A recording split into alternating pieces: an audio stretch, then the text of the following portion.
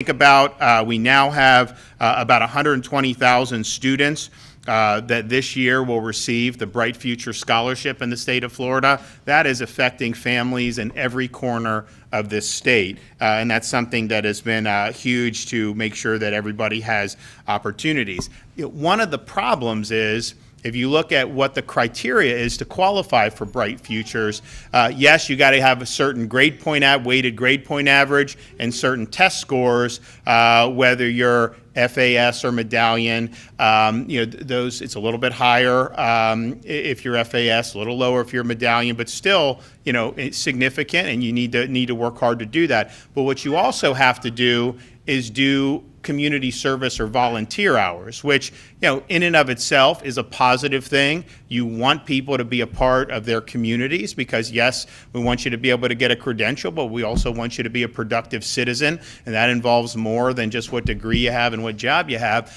So that's good. The problem, though, I think, is not every student has the luxury of being able to just do volunteer hours. I mean, we have students who come from lower income families who need to work to be able to help support their families.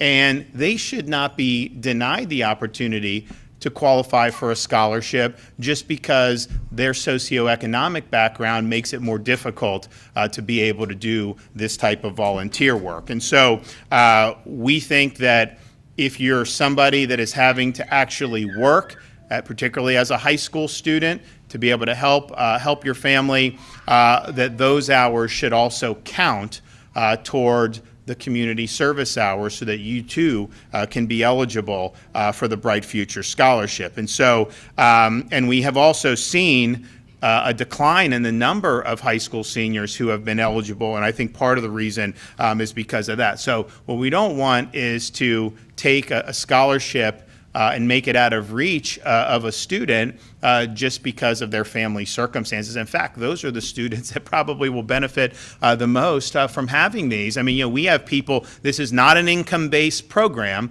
and so we have students who have the merit and they qualify and they deserve it, that they get it, but who come from more affluent families where stroking a check for 68 would not really be as big of a burden on them, and that's great. I mean, and we want people to do well, but we want to make sure that these scholarships are really helping to lift people up. And so the bill we'll sign today, House Bill 461, will expand eligibility requirements for the Bright Future Scholarship, and it will include this paid work experience. This will allow somebody that works 100 hours to be able to apply that and be able to qualify for any of our Bright Future programs. So we have 75 hours for medallion and 100 hours for Florida Academic Scholarship, and it counts for both of these.